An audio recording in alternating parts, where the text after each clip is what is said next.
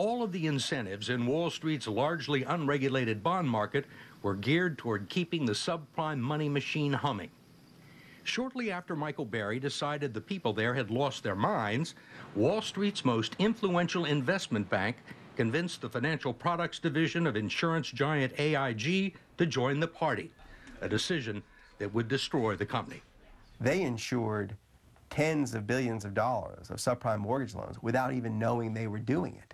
Goldman Sachs persuaded them to insure these piles of loans without them ever investigating what was in the pile. So there's an additional level of incompetence. They didn't even know the mistake they were making. Over a period of just a few months in 2005, Goldman Sachs got AIG to insure $20 billion worth of subprime mortgage securities that the rating agencies had graded AAA. But in fact, Lewis says, the pools contain some of the worst dreck on the market. Do you think the big banks like Goldman Sachs played AIG for a patsy? That's exactly what they did. I mean, I think even Goldman Sachs would admit that to themselves, which is saying something. Yes, absolutely.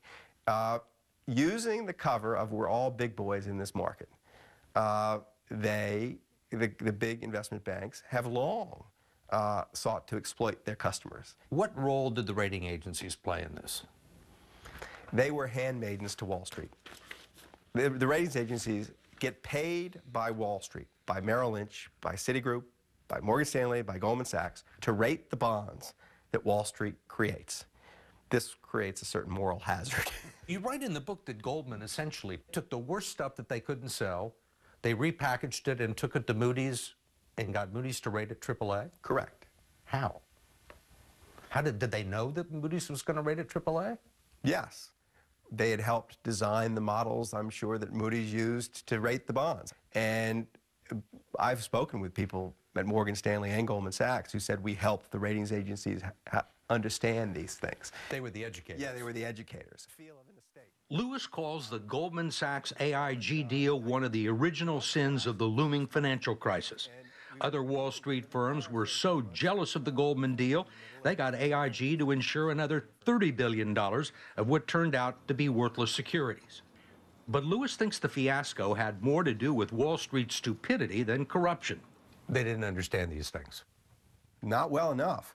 I mean, there's a wonderful little vignette in The Big Short about the leading bond trader, subprime mortgage bond trader at Morgan Stanley, a fellow named Howie Hubler, who manages to lose somewhere between, it's hard to know, but $7 and $12 billion in a matter of 6 or 8 months, more than any single trader has ever lost in the history of Wall Street, and no one knows his name. According to Lewis, at the end of 2006 and the beginning of 2007, when the commercial bank J.P. Morgan became the first to recognize the danger and fled the subprime market, Hubler was gobbling up $16 billion worth of subprime mortgage bonds that would be worthless in 9 months. He did not understand the forces at work in his own market, and he is supposed to be the smart guy. I mean, what were the dumb guys doing? So I think that it's really clear that that the firms themselves did not understand the machine they created. What happened to Howie Hubler? He's allowed to resign from Morgan Stanley, and he takes with him millions of dollars in back pay, tens of millions of dollars in back pay. That it was all hushed up, basically. Did most of the people who made these terrible decisions leave with a lot of money? Yes, they all did. I've run across a single character who didn't get rich. Anybody above a certain level in all these firms made huge sums of money by any standard. And the people who were, I mean, this is where it gets a little creepy.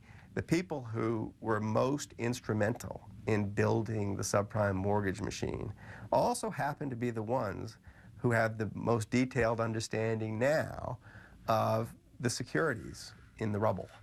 And they're being paid all over again to sort through the mess because they're the experts. That is an age-old trick on Wall Street, just generally speaking. People who create disasters make a lot of money cleaning up the disaster because they're the ones who know about the disaster. What about the CEOs? From Stan O'Neill at Merrill Lynch and Chuck Prince at Citigroup are the most obvious examples. But they're paid not tens, but into the hundreds of millions of dollars to run their firms into the ground. By the fall of 2008, with AIG and all of the big investment banks at some risk of going under, the government stepped in to bail out the very firms that had caused the crisis. A decision was made that AIG was too big to let fail, and that its gambling debts would be paid off 100 cents on the dollar. And the company that benefited the most was Goldman Sachs. Do you believe it had anything to do with their political connections? It's hard to know. There's no proof, but it certainly didn't hurt. It certainly didn't hurt that the Secretary of the Treasury was a former Goldman CEO. It certainly didn't hurt that a lot of people at the table were former Goldman employees. It certainly didn't hurt that the air everybody breathed contained the assumption that we can never do anything to harm Goldman Sachs. So, sure, I mean, I can't really see how their political influence didn't have anything to do with it. When we come back, a look at Wall Street's bonus culture and why Michael Lewis thinks it's become unsustainable.